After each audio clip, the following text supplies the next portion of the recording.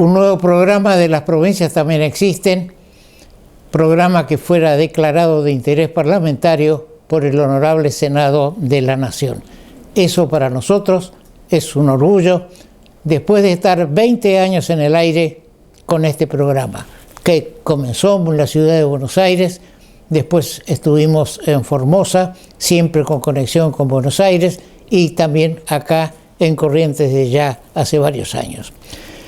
El sábado próximo se cierran las listas de candidatos para las elecciones nacionales que se realizan en octubre.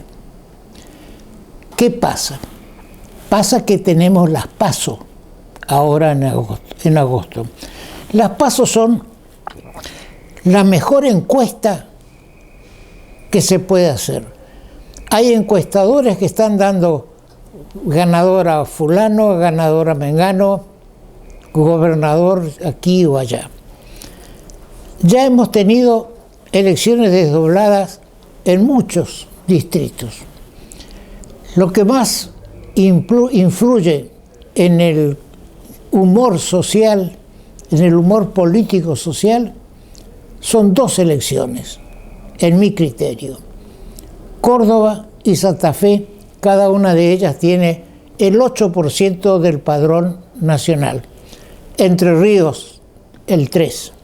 En ninguna de estas tres provincias, ni en las otras que tienen el 1, el 2 o el 0, como el caso de Tierra del Fuego últimamente, ha ganado Cambiemos, o como se llama ahora, se quiere llamar ahora, Juntos por el Cambio. Eso es un índice muy negativo para el humor, porque nadie toma en cuenta que en conjunto todas estas provincias que adelantaron elecciones superan el 20%, no llegan a un 25%. Es decir, todas estas elecciones que se han hecho hasta hoy no superan el 25% del padrón nacional. Nosotros, de este programa y también en escritos, hemos bregado por adelantar las elecciones en la provincia de Buenos Aires, porque decíamos, por escrito y acá, decíamos que se iba a crear un ambiente como se está creando, de que gana la oposición a Macri. ¿Y quién es la oposición a Macri? Cristina Fernández de Kirchner, que no sé por qué en los, digamos, se eliminó, dejó de lado el apellido Kirchner, que es taquillero, y únicamente se habla de Fernández. Está bien que en los documentos figura como soltera, ya sacado, no figura el apellido de casada, ¿no es cierto? Entonces, Fernández, ya vamos a referirnos a eso. Entonces, ¿por qué no se llamó a elecciones anticipadas en provincia de Buenos Aires con María Eugenia Vidal, que es la persona que encabeza el rating de los políticos? Es la persona que tiene más apoyo, más positivo y menos negativo. Pero el gobierno nacional, y lo decimos en un último escrito, siguió la política del Titanic, el barco ese que se hundió. Se recibe, el macrismo va recibiendo golpes, averías detrás, y sigue adelante, y la orquesta sigue tocando. Y la orquesta, si seguimos así, no va a tocar los valses de Strauss, sino que va a tocar la marchita. ¿Por qué?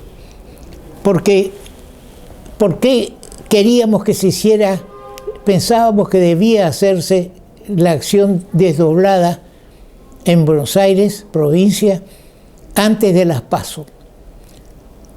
Porque Buenos Aires, provincia, tiene el 31% del padrón electoral.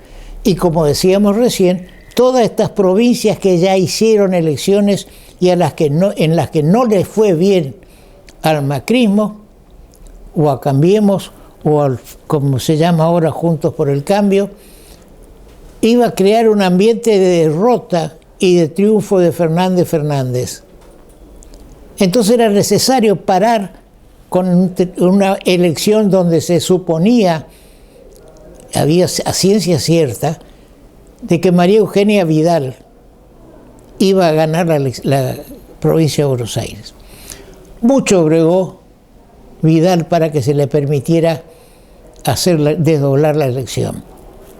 Pero esta política que digo yo del Titanic, es decir, o nos salvamos todos o nos hundimos todos. Absurdo. Había que ganar la provincia de Buenos Aires para dar la sensación de que al lado en las PASOs, al lado de Macri, había una gobernadora reelecta. No como ahora que hay una gobernadora que pretende ser reelecta y que en la lista sábana ocupará el tercer lugar. Primero, presidente y vicepresidente. Segundo, diputados nacionales. Tercero, gobernador en provincia de Buenos Aires. Y en la ciudad de Buenos Aires, en la ciudad autónoma de Buenos Aires, Rodríguez Larreta va a ocupar el cuarto lugar, porque ahí también se elige el senador nacional. Entonces, en provincia va a ser presidente, diputados nacionales, gobernadora, después los diputados, senadores provinciales, diputados provinciales, y sigue la boleta larga. ¿Cuántos van a cortar la boleta para ponerle a María Eugenia Vidal y no votar por Macri? Muy pocos. La gente no corta boletas. Sí puede ir boleteada, es decir, que los caudillos o los dirigentes políticos ya le entreguen a sus simpatizantes la boleta cortada, suponiendo Fernández para presidente y Vidal para gobernadora. Pero tiene que ya ir cortado. Pocos son los que van en el cuarto oscuro, donde va a haber otra vez una inmensidad de boletas, son los que cortan. Decíamos también de que se dio un caso que en alguna medida ustedes pensarán que yo estoy removiendo el avispero, pero hay algunas cosas que tengo que decir. El 9 de junio de 2015 escribí un artículo que decía: Urtubey, la primera patada histórica de este ciclo. Vendrán otras. Y decía más adelante: durante la campaña electoral, las PASO y la elección que lo consagra como gobernador a Urtubey, él era un soldado de la causa, porque cualquier gesto de rebeldía significaba perder el apoyo económico de la nación, ser tratado como traidor y todas las otras cosas que tira el cristianismo a quien se rebela o que quiere ser independiente. Dentro del modelo y el apoyo económico del gobierno nacional, le era necesario a Urtubey para subsistir y ganar la elección. Pero una vez electo, ya no depende tanto del apoyo de Cristina y se aparta, ya estamos hablando del año de junio del 2015. ¿Qué pasó con Alternativa Federal? Alternativa Federal se constituyó como la tercera gran vía, la que no iba a estar con Macri ni con Cristina. Porque Alberto Fernández encabeza la lista, pero la que va a tener el manejo de la cosa va a ser Cristina, salvo que volvamos al caso de Urtubey y de la patada histórica que es tradicional en nuestro país, donde el presidente electo se aparta, o gobernador electo se aparta de quienes lo apoyaron y elige otro camino. Todo puede suceder, pero no creo que tenga, en el caso Fernández, tenga esa fuerza, salvo que de acá al sábado se produzca se están haciendo las listas de candidatos a senadores nacionales en donde corresponde un tercio del Senado y la mitad de diputados en todo el país. Entonces, que se esté poniendo alguna gente que propone Alberto Fernández, cosa que yo no creo que Cristina le dé mucho lugar, porque ya le dio lugar a Massa, que de golpe aparece ahora como diputado que abandona su candidatura a presidente. Pero voy a hacer hincapié en la Alternativa Federal. Era la tercera vía. ¿Y qué le pasó a la tercera vía? Le pasó lo que a los ferrocarriles argentinos. Descarriló. Cayeron los vagones y cada uno se fue por un lado. Urtubey se va en la lista con Labaña y se crea esa lista que se llama Consenso Federal 2030. Señores, estamos en el 2019. Queremos soluciones para ahora, para el 2020. No me hable del 2030, porque a lo mejor muchos ya no vamos a estar en este mundo. Pero bien, Urtubey, Labaña, Urtubey. Por el otro lado, en Juntos por el Cambio, Macri Pichetto. Una sorpresa fue para los políticos y para el país que Pichetto, el senador Pichetto, jefe de la bancada justicialista, integre fórmula con Macri. Hay que reconocer que Pichetto es un hombre respetuoso del derecho, de la libertad de prensa y así lo manifiesta. Después tenemos el Frente de Todos, Fernández, ya vamos con el segundo, el tercero es Consejo Federal, que como decíamos, Labaña, Urtubey, y hay un frente de izquierda, Nicolás del Caño, Romina del Pla. Dos mujeres en los cuatro frentes, Cristina Fernández, que abandonó el nombre de Kirchner, y Romina del Pla, que sigue a del Caño. ¿No será que se irá a los Caños? Una broma. Hay también candidatos sueltos que van a competir en las PASO. Y entre los candidatos sueltos tenemos a nuestro Pocho Romero, José Antonio Romero Feris, que consiguió los distritos necesarios para ser reconocido el Partido Autonomista Nacional, partido histórico, partido de Pellegrini, de Alsina, y Pocho, tenaz como es en su acción política, consiguió los distritos, creo que siguen siendo 5, por lo menos eran así, 5 distritos, para poder ser partido nacional. Y Pocho se presenta como candidato a presidente. No sé, que en el fondo quiero entender la posición de Pocho. Podrá sacar 200.000 votos, contando los votos de Corrientes, algunos de la ciudad de Buenos Aires, donde lleva un programa de televisión al que invita a personalidades de fuste, importantes. Por supuesto, esos 400, 200 o 300 o 150.000 votos van a ser importantes en una eventual segunda vuelta, porque esos votos puestos con cualquiera de los candidatos que lleguen a la segunda vuelta van a pesar mucho. Es una buena actitud la de Pocho Romero.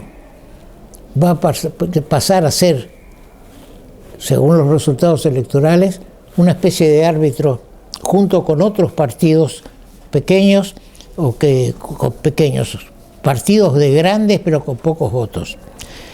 Ahora, hay quienes sostienen que hay que eliminar al Poder Judicial. Entonces yo escribo lo siguiente: la Constitución Nacional, según el artículo 1, adoptamos la forma representativa republicana y federal, y el artículo 5 asegura una administración de justicia, el régimen municipal y la educación. ¿Ustedes escucharon a algunos de los candidatos a presidente, a gobernadores, hablar de la educación? Yo no los escuché. Se habla de grandes industrias, de grande esto y demás, y al mismo tiempo, entre nosotros se abandonó a la única industria pesada que hubo en nuestra provincia, Astilleros Corrientes. Estuve hace 24 horas recorriendo astilleros. Yo que he sido fundador con mis hermanos y mi padre y mi madre, de astilleros ya hace más de 30 años que no pertenezco más a la firma, pero daban ganas de llorar, ver cómo está, todas esas instalaciones, las grúas, todo sin trabajo. En Corrientes se hicieron 2 perforadoras de petróleo para trabajar en el mar. Trabajaron cerca de 2.000 personas de Corrientes y del Chaco. Todo eso se perdió y pensé en mi ilusión, como fue una obra de mi padre, en mi ilusión pensé que si el gobernador iba a China, a lo mejor se invitaba a Astilleros Corrientes. Yo no lo soy, yo reitero, no tengo nada que ver patrimonialmente, pero sí emocionalmente. A lo mejor a algún chino le puede interesar que esto no es un cuento chino. Acá se hicieron las 2 plataformas de perforación submarina, las primeras en Sudamérica, en Corrientes. Pero bien, seguimos encerrados en la explotación agrícola ganadera, ahora en la explotación de los bosques, y olvidamos, una vez más, después de todo lo que se hizo con el tema de turismo, no fue nadie de turismo. Conozco la imposibilidad a lo mejor del ministro de Turismo de la provincia, pero hay directores y demás que pudieron haber ido.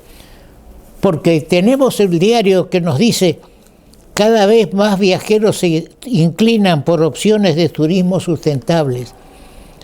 Está la imagen de esta publicación del Diario Norte. Entonces, ¿qué hacemos para nosotros promocionar nuestro turismo sustentable? Incluso le hice llegar al señor ministro de Turismo que en el Congreso Mundial del SCOL, la Asociación de Profesionales de Turismo que se va a realizar en Estados Unidos, se va a premiar a los países que tienen turismo sustentables. Nosotros no nos presentamos, nunca. Y varias veces lo planteé. Y tenemos turismo sustentable, que se libera, y otros lugares más. Pero bien, políticas de Estado de las cuales son responsables los que tienen el poder del Estado. Vamos a un corte.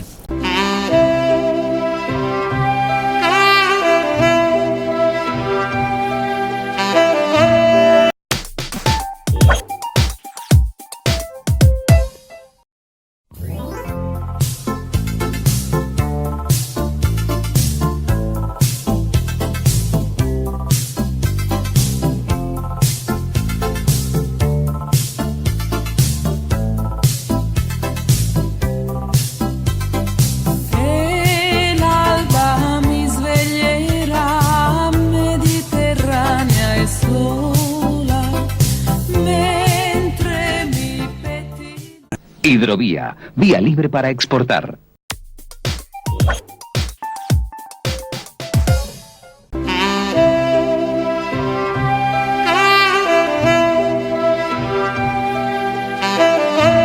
Hoy vamos a abordar un tema que inquieta al mundo, que es el derecho ambiental y qué se está haciendo para evitar que nuestro planeta pueda tener un final desagradable.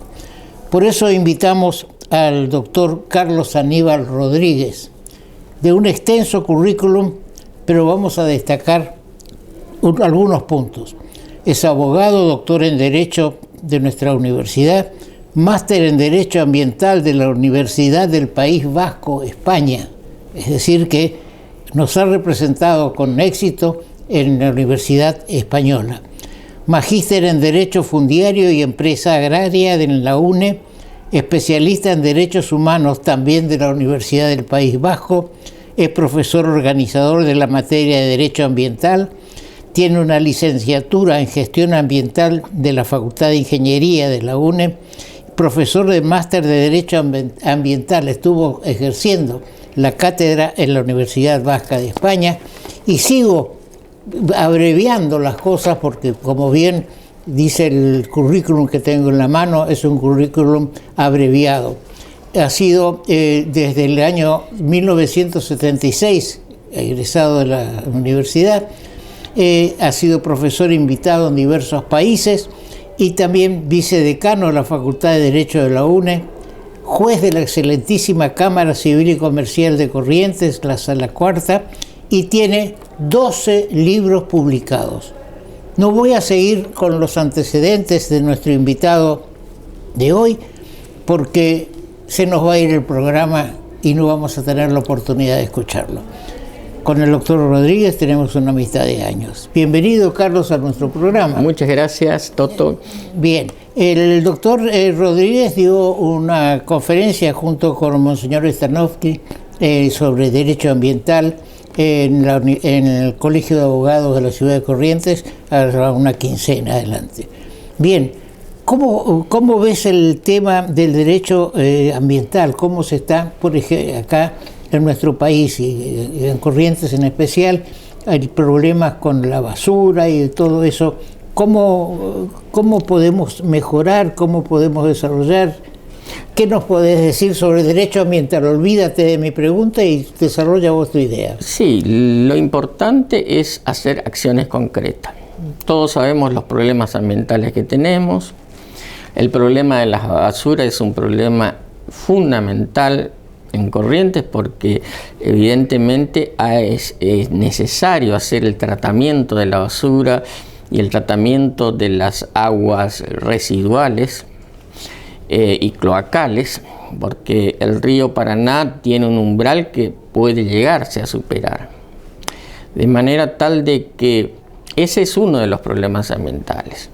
El otro es todo lo que sea la protección de los recursos naturales, que Corrientes tiene una riqueza extraordinaria, no solamente como parte de protección de la biodiversidad, sino también la posibilidad de explotarlo turísticamente desde el punto de vista económico. Con la creación del Parque Nacional de Liberá y de la Reserva Nacional de Liberá, se ha ampliado muchísimo las áreas protegidas en Corrientes, y eso es realmente, por un lado, una bendición de Dios tenerlo, pero por el otro lado también implica acciones concretas para mantener ese patrimonio. El otro aspecto que hay que tener en cuenta también es el patrimonio cultural de Corrientes, donde necesariamente hay que hacer acciones concretas para evitar que se destruya ese patrimonio cultural, que realmente es uno de los más importantes del país. A nivel nacional tenemos otros problemas que ahora estamos viendo, creo yo, por este cambio climático que está afectando a todo el mundo. Sí. El tema de las lluvias, por un lado, en algunos momentos también la sequía, el tema de las inundaciones. Ahora, ¿tú crees de que todos estos problemas de cambio ambiental tiene vinculación con la destrucción de los bosques? Porque, por ejemplo, en Brasil están avanzando en el Amazonas sobre las reservas naturales para hacer campos de cultivo. Evidentemente el Amazonas es uno de los grandes pulmones que tiene el planeta Tierra. Y es cierto, el monocultivo, especialmente de la soja o de los otros monocultivos, significa la destrucción de los bosques nativos, que es lo que hay que proteger. Porque los bosques implantados en realidad son monocultivos, solamente que tienen un proceso mucho más largo que los bosques naturales, que a la vez tienen una biodiversidad extraordinaria. Calcule usted que en el Iberá estaría el 25% de nuestra fauna nacional. Hemos leído por informes de las Naciones Unidas de que cada 5 segundos muere una persona por la contaminación del aire. Es gravísimo. Es gravísimo. Y ya se está hablando, ante la destrucción masiva de la fauna marítima, y lo digo usted que creo que fue profesor titular de Derecho Marítimo en la Facultad de Derecho, prácticamente se está destruyendo totalmente la fauna marítima, lo que lleva a pensar en una sexta extinción de las especies marítimas. Y eventualmente también una extinción de la vida humana, porque este calentamiento global que está produciendo estas catástrofes va a necesitar en un primer momento ya no una minimización de los riesgos ambientales. Es decir, cuando se produce una catástrofe, bueno, tratamos de minimizar los riesgos, ¿verdad? Sino que ya hay que entrar en un proceso distinto, que es el de adaptación a este nuevo cambio climático. Y tenemos graves problemas porque gran parte de las ciudades del mundo están ubicadas a las orillas de los cursos de río, y es evidente que los polos, tanto el Ártico como la Antártida, están sufriendo este proceso, como también lo sufren los glaciares, y ese aumento del nivel del mar, si es que no se hace nada, va a significar verdaderas catástrofes ambientales, pero también una enorme migración que ya no va a tener carácter político, como es el caso ahora de los venezolanos que inmigran, sino va a tener carácter ambiental, porque las zonas que van a ser inundadas o que van a ser destruidas por todas estas catástrofes, que cada vez son más graves, cada vez aumenta más, y que por ahí hay gente que todavía trata de negar la existencia. El Programa de las Naciones Unidas para el Cambio Climático, que fue el resultado de la Convención del Río de 1992, lamentablemente llegó a conclusiones muy aceptadas por todo el mundo en la reunión de partes de París de 2015, pero se encontró con el obstáculo fundamentalmente de Estados Unidos, que ni siquiera quiere reconocer la existencia del cambio climático, cuando hubo un panel de las Naciones Unidas de 1.500 especialistas, entre ellos argentinos que recibieron el premio Nobel precisamente por su trabajo, que es indudable que el cambio climático existe y que el hombre está colaborando para que ese cambio climático se agrave. Si no se toman acciones concretas a muy corto plazo,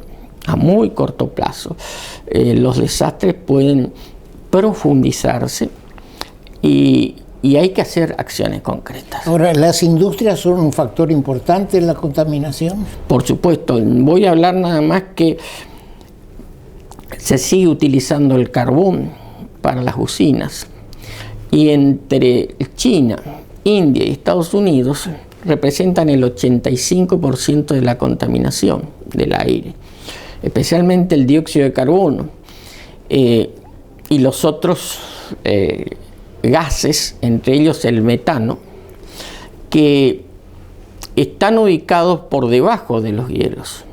¿Qué significa eso? Que si en el Ártico hay un descongelamiento de los hielos, no solamente vamos a tener una altura del nivel del mar, sino también un aumento de la contaminación, porque son grandes cantidades de metano que están por debajo de los hielos. Entonces hay que tomar acciones concretas. El problema es los objetivos, porque eso implica un nuevo paradigma, como lo dice Lorenzetti, que es tal vez uno de los principales ambientalistas que tiene la República Argentina. Y lo dice Néstor Cafferata, pero vamos a detenernos en Lorenzetti, que habla de este nuevo paradigma donde todos somos partes, en menor o mayor medida. De ahí que también en esa conferencia que hablábamos de Laudato Si, la encíclica del Papa Francisco, que ya nos habla también del cambio climático. Prácticamente son muy pocos los que niegan ese cambio climático, pero lamentablemente las acciones que se hacen no condicen con el combate a este cambio climático, ¿verdad? El objetivo de Naciones Unidas es que la temperatura no suba más de 2 grados, la temperatura global me refiero. Ya hemos consumido 1 grado. Y si no se toman medidas urgentes que requieren inversiones importantes, la reunión de París de diciembre del 2015 habla de $1.000 millones en inversiones, fundamentalmente en los países que más contaminan. ¿Esas inversiones en qué consistirían, por ejemplo? Por ejemplo, en cambio de las energías, utilizar las energías limpias, que el viento, el agua. El agua, los residuos, que permiten aminorar, digamos, la emisión de dióxido de carbono en la atmósfera o el monóxido de carbono. De manera que eso requiere grandes inversiones, y esas grandes inversiones tendrán que hacer los países que están en condiciones de hacerlo. Por supuesto. Porque los países desarrollados han prácticamente destruido todo su medio ambiente, y ahora nos piden a nosotros, los países subdesarrollados, que tomemos medidas cuando fueron ellos los que iniciaron la destrucción. Claro, y ahí una cierta relación entre el desarrollo industrial que tienen los países más desarrollados, como te decías, que cuando queremos industrializar nosotros, entonces nos dicen cuiden el ambiente, ¿no es cierto? Yo creo que no es tan así. Yo creo, evidentemente, cuidar el ambiente tiene su costo, eso es innegable.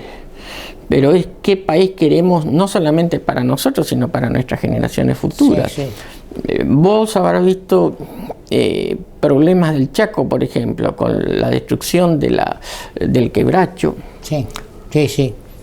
La forestal, que después se fue y dejó los pasivos ambientales para el resto de las generaciones de los argentinos. Y hoy con la minería a cielo abierto también, cuando se terminen los metales, seguramente se van a ir y nos van a dejar los pasivos ambientales. El caso concreto, ustedes recordarán en toda la historia de Latinoamérica, el famoso Cerro del Potosí, que fue en su momento, Potosí fue una ciudad más grande que Londres, por ejemplo. En la época colonial. Claro. ¿Pero qué hicieron? Sacaron toda la plata y hoy es una ciudad más, porque la plata se terminó como explotación minera.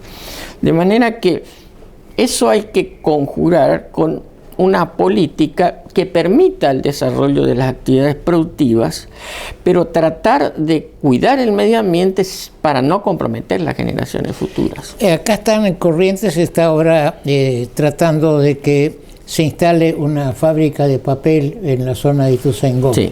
Ahora, ¿cómo es contaminante o hay estudios ambientales o sea modernizada la explotación para el papel? Bueno, hay 3 tipos de sistemas en el tema de las papeleras. Sí. El sistema del cloro tradicional, que son las que utilizan todas las papeleras argentinas, es el más contaminante. En Misiones tenemos 2, en Buenos Aires tenemos otro. Después tenemos el cloro mejorado, que es aceptado en los niveles internacionales, como es el caso de Bosnia. Y por último tenemos el sistema del agua oxigenada, que tiene un problema, que es que el papel no tiene la blancura, no sale un papel tan blanco como el del cloro. De cualquier manera, yo creo que mientras que estemos necesitando papel y sigamos utilizando el papel en las condiciones que lo estamos utilizando, seguramente emprendimientos como el que se pretende en Corrientes pueden significar un cambio, una transformación muy importante. Ahora, toda estructura enorme como sería una papelera con los puertos, con las plantaciones de bosques implantados, va a tener un impacto ambiental. De manera que es importante que se tome todas las medidas para que ese impacto sea el mínimo posible. Porque lo que significa el desarrollo sustentable no es no hacer nada, sino hacerlo de la mejor manera posible. Yo le voy a recordar una cosa nada más. Hay uno de los pocos fallos sobre residuos peligrosos en la Argentina, de un señor que era dueño de un sanatorio. Bueno, todos los residuos patológicos lo tiraban al río. ¿Por qué? Porque era mucho más conveniente que hacer todo el tratamiento legal y mucho más costoso hacer ese tratamiento. De manera tal de que muchas veces lo que tenemos que hacer hincapié es que si se va a producir, se produzca con todas las garantías para que no se produzcan los desastres ambientales como hace poco se produjo en Brasil con la explotación de hierro, donde las represas eran tan precarias que se rompieron. Así es. Entonces, ese tema es lo que hay que hacer hincapié. No en que la Argentina no puede producir. Eso no, me parece que es una posición totalmente extrema que no favorece nada al desarrollo de provincias marginales como el nuestro desde el punto de vista económico, cuando tendríamos que ser un centro potencialmente de la geopolítica, de la hidrovía, de los puertos en Brasil, los puertos en Uruguay de aguas profundas, en Chile, de manera tal que Corrientes tendría que ser el centro de un gran polo productivo. Y cuando hablo de Corrientes también hablo de Resistencia, porque nosotros tenemos 500.000 de habitantes, Resistencia tiene más o menos 500.000 de habitantes, con gente bastante preparada, lo que implicaría que nos podamos convertir en ese centro. Ahora, el gran problema que tenemos es Buenos Aires. La vieja lucha del federalismo entre el centralismo porteño hoy es más vigente que nunca. Por eso yo lo felicito, doctor, por la pelea que usted está haciendo, por lo menos de los medios, para que el puente no solamente sea vial, el puente Corrientes Resistencia, o Chaco, para ser más exacto, sino también sea ferroautomotor, porque eso es lo que nos va a permitir utilizar el sistema ferroviario, que es el sistema más barato dentro del país, y que lamentablemente se ha destruido por el camión, que es el sistema más caro. Usted sabe perfectamente que una mercadería que se produce en Salta, que tiene que ir a los puertos de Buenos Aires o Santa Fe, tiene un costo superior al flete de esa mercadería a China. O sea, sale más barato mandarlo en la mercadería desde el puerto de Rosario a China que mandarlo desde Salta al puerto. Claro, porque el camión, todos los medios de transporte tienen su mercadería, digamos, y su ambiente. Y en las largas distancias está el tren o las vías fluviales, ¿no es cierto? Y también estaba leyendo un trabajo sobre el té que se produce en Misiones, y que cuesta, como bien señalabas, cuesta más llevar el té desde Misiones al puerto de Rosario o de Buenos Aires que mandarlo a China o a Estados Unidos, porque digamos que es el flete marítimo. Ahora, yo recuerdo cuando Celulosa Argentina tiene en Puerto Piraí, en Misiones, que llegaba ahí con el tema de los barcos de la nave que tenía mi padre, que se notaba en el puerto una mancha blanca mucho más grande que esta mesa, que era el cloro seguramente que estaba contaminando el río del Alto Paraná. ¿Y qué hicieron para evitar ese problema? ¿Sabes lo que hicieron? No. que los caños que salían al río y de paso la gente veía esa contaminación, la mandaron al tagüe o la vaguada del río. Entonces, en ese lugar no se nota. Es lo mismo que muchas veces hacemos también con los residuos cloacales.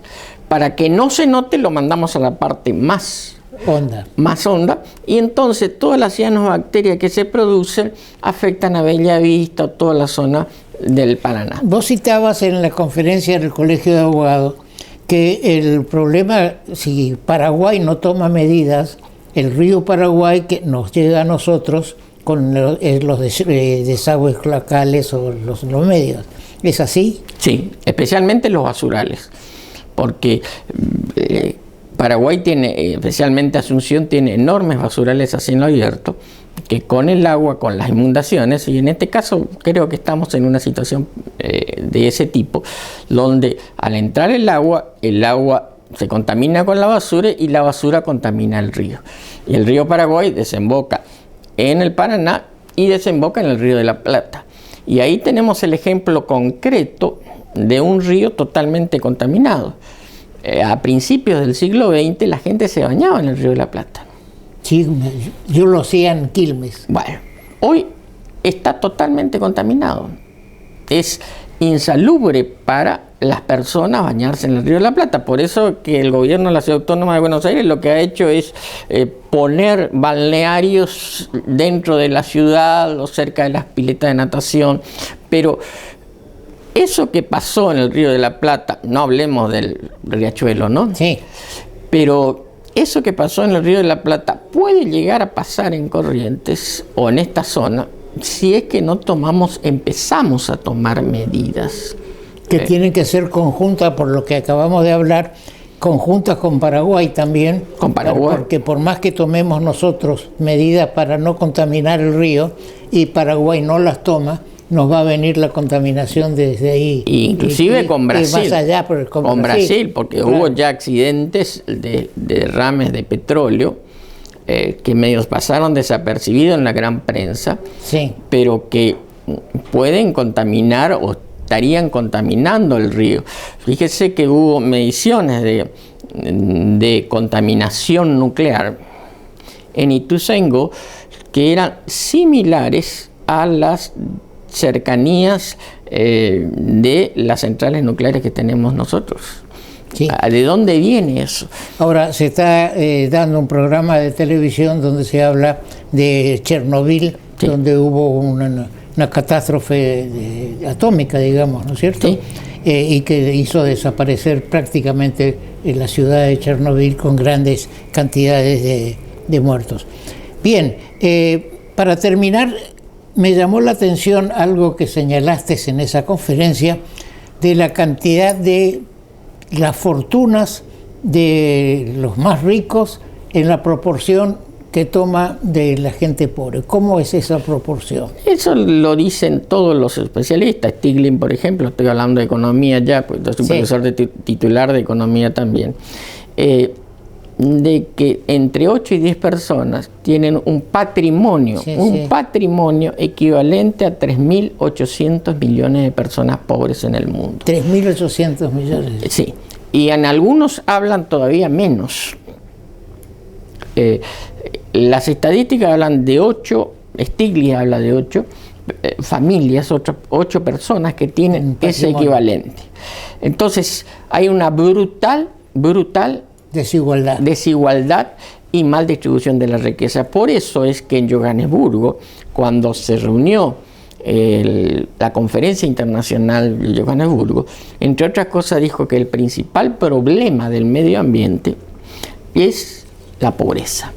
Porque, como dice la Ley General del Ambiente, una de las políticas esenciales que tiene toda política ambiental es el bienestar de las personas. El mejoramiento de la vida de las personas, en todo sentido, en el sentido económico, pero también en el sentido natural. No hay un medio ambiente sano como derecho humano, como lo dijo la Corte Interamericana de Derechos Humanos de Costa Rica, en una ciudad como Pekín, que tuvo que suspender todas las actividades durante o 4 días, incluidos las escolares básicamente, sí, porque estaba no se podía salir a la calle. Estaba todo contaminado. Le decían a la gente que por favor se queden en sus casas. Entonces, eso que parece tan lejano, pero que no es tan lejano, ¿qué pasa en México? Yo estuve en México, y bueno, eso va a llegar acá a la Argentina si es que no tomamos las medidas. Bien. Indudablemente estuvimos hablando con una persona muy conocedora del tema, un intelectual de fuste, y seguramente vamos a transmitir a las autoridades del caso estas inquietudes. Y tenemos que hacer algo, Carlos, para que tome conciencia las autoridades provinciales, municipales y nacionales, que por ejemplo el tema de la basura, que es una cuestión que se debe solucionar de inmediato para que no sea, porque bien decías vos, de que se tira a los arroyos, pero los arroyos confluyen a los ríos y los ríos confluyen al mar. Entonces estamos indirectamente contaminando el mar y eso es muy perjudicial para las futuras generaciones o para un poco de las nuestras también. ¿Algo más para cerrar? Sí, simplemente darte un ejemplo. Yo estuve comentando para Anales de Legislación, que escribo regularmente sobre el tema de las leyes ambientales. La Ciudad Autónoma de Buenos Aires ya prohibió los sorbetes o las famosas pajitas, pero la idea es prohibir la comercialización de todo lo que sea plástico relacionado a cubiertos, platos, todo lo que sea descartable, porque crean una cantidad inmensa de plástico. No son degradables. No son degradables, es más, son contaminantes. Nosotros, vos y todos nosotros que normalmente tomamos algo de plástico, sí, sí, porque al tomar el agua estamos también tomando el resto de plástico, significa un gran problema, no solamente para la contaminación del ambiente, sino para la salud de las personas. Y lamentablemente también en la cantidad de cánceres que se ha dado en el país y que va aumentando, tiene mucho que ver con la cuestión ambiental. Entonces, hay que tener mucho cuidado con eso y hay que empezar a tener políticas activas. Así es. Muy bien. Muchas gracias por tu tiempo y estamos muy satisfechos con la exposición que ha hecho nuestro invitado, el doctor Carlos Aníbal Rodríguez. Seguimos con nuestro programa. Gracias a vos.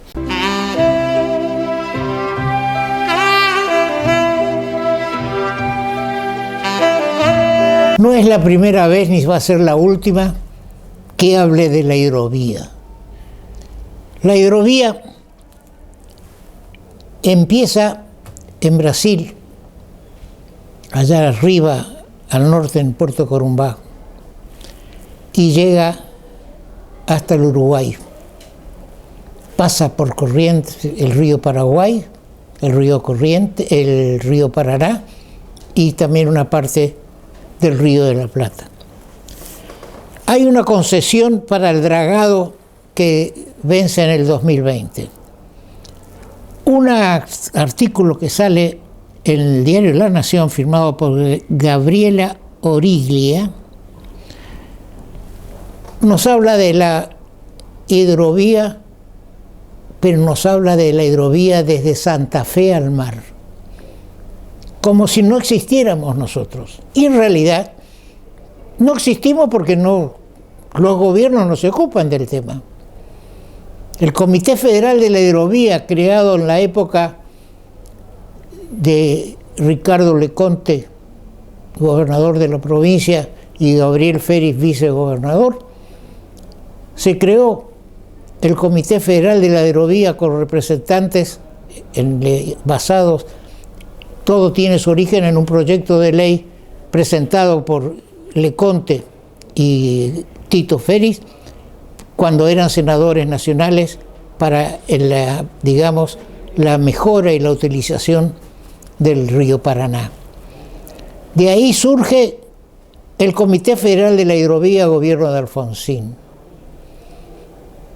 yo representaba a la provincia de Corrientes, porque éramos 2 delegados por cada provincia del litoral: Formosa, Chaco, Santa Fe, provincia de Buenos Aires, Entre Ríos, Corrientes y Misiones.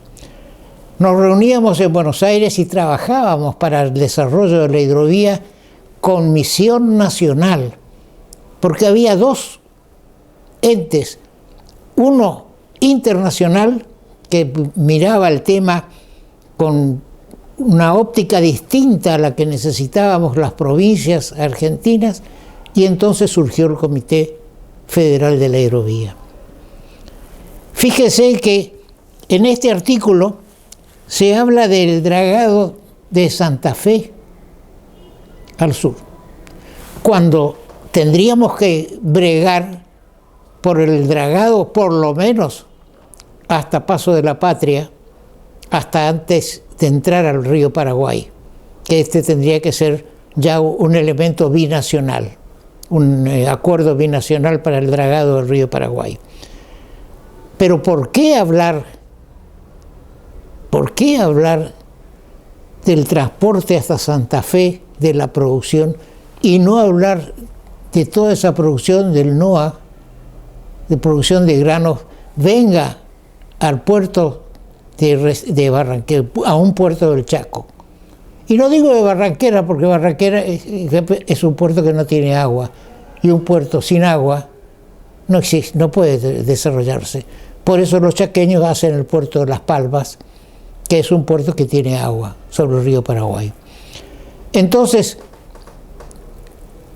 invité, porque me hice cargo provisoriamente del tema del Comité Federal de la Hidrovía, invité al gobierno del Chaco, invité al gobierno de Corrientes, y mientras estaba de gobernador Ricardo Colombi, se alcanzó a designar a 2 representantes, que no fueron a ninguna reunión que se hizo se hacen en la ciudad de Rosario para tratar temas de la hidrovía. El delegado suplente, a quien habíamos conseguido un lugar para una exposición breve sobre la importancia para Corrientes del tema, estuvo presente pero no quiso subir al escenario. Ergo, tuve que subir yo, para no dejar a Corrientes sin la representación que estaba. Recientemente se hizo una reunión otra vez en Rosario. Volvimos a invitar al gobierno de Corrientes. Nada. Y estaba invitado como expositor, ¿quién? El gobernador del Chaco. Es decir, que el Chaco avanza y nosotros estamos preocupados, despreocupados y ocupados hablando de 4 puertos y no podemos desarrollar uno. Los chinos no van a venir a hacer 4 puertos, van a hacer, digo yo, ayudar a desarrollar un puerto previo estudio de qué mercadería se va a sacar. Me levanto y voy al mapa, porque es importante. Estamos hablando de la producción de Salta, de Santiago del Estero, que viene en ferrocarril o en camión, lo que es más grave, hasta el puerto de Rosario. Sostenemos que es más económico que todo venga a la zona, esta zona, y no me importa si es el Chaco, porque no es cierto que todo nos une y el puerto nos separa, y el puente nos separa. Al contrario, el puente nos une. Entonces, ¿por qué no desarrollar la vía férrea hasta esta zona y hacer un puerto abajo, aguas abajo de Barranqueras, para que, o a Las Palmas, que está acá, para sacar? Ahora hay que analizar qué acá hay seguro que hay mercadería para transportar. Pero vamos a nuestra provincia. Se está hablando de un puerto acá en La Valle, otro puerto acá en El Sombrero, otro puerto acá en Itaiguaté y otro puerto en Ituzaingó. ¿Qué se va a sacar de ahí? Esta es la zona que produce arroz alrededor de la laguna de Liberá y del río Corrientes. Ya se hizo un embarque por el puerto de Concepción del Uruguay, porque es más práctico venir directamente acá.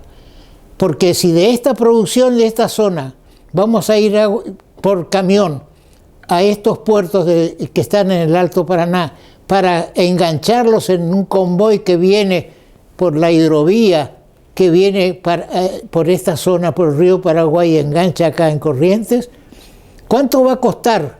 ¿Alguien estudió el costo que va a tener este remolcador que viene acá a buscar una barcaza o dos cargadas? ¿Cuánto va a costar? ¿Qué cantidad se va a desarrollar por este lado? Yo sostengo que es mucho más inteligente desarrollar sí el puerto de la Valle, venir así y llegar cuanto antes al río, pero a la parte real de la hidrovía, no el Alto Paraná.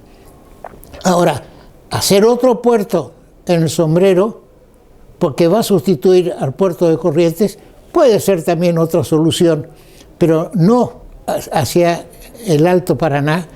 Si es que se va digamos, a concretar una fábrica de papel en la zona de Ituzaingó, ahí puede tener realidad el tema. O si, como decíamos en programas anteriores, en esta zona que está San Javier del Brasil y San Javier de Misiones, que se está por hacer un puente binacional. La Argentina dijo que no tiene plata, lo hacen los brasileros a su costo para sacar todas las hojas que están en esta zona, que le es más práctico venir así que tener que venir directamente por tierra hasta el puerto de Porto Alegre o al puerto de San Pablo. Entonces, hay que trabajar, lo decíamos, con la gente de esta zona de Brasil, para que en vez de llevar su carga como tienen previsto al puerto de Posadas o de Santa Ana, vengan ya abajo de la represa a Ituzaingó o a Itaibaté. Pero concentremos un buen puerto sobre el río Paraná y un buen puerto en el Alto Paraná. Pero para eso hay que ocuparse. ¿Y cómo se pueden ocupar las provincias? Designando miembros al Comité Federal de la Hidrovía. Nuevos miembros o ratificarlo. En una época, el vicegobernador del Chaco fue presidente del Comité Federal de la Hidrovía. Hay muchas formas de trabajar. Y ya que hablo del vicegobernador del Chaco, y con esto termino, entro otra vez en la parte política. Se asombra a la prensa nacional porque se invita al candidato a vicepresidente de Macri, se lo invita a las reuniones de gabinete. Muy bien, el vicepresidente no puede estar únicamente para tocar el timbre, como dijo Sarmiento a su vicepresidente. Vaya a tocar el timbre, no se meta en las cosas del Ejecutivo. Está muy bien, y la Constitución del Chaco es sabia, porque establece entre las obligaciones del vicegobernador participar de las reuniones de gabinete. Porque si ocurre, como está ocurriendo ahora en Corrientes, una licencia o un viaje del gobernador a China, quedó a cargo del vicegobernador. Y el vicegobernador no conoce la trama del Ejecutivo. El vicegobernador también tiene que participar de las reuniones de gabinete. Y el vicepresidente tiene que participar de las reuniones de gabinete. Hasta la próxima.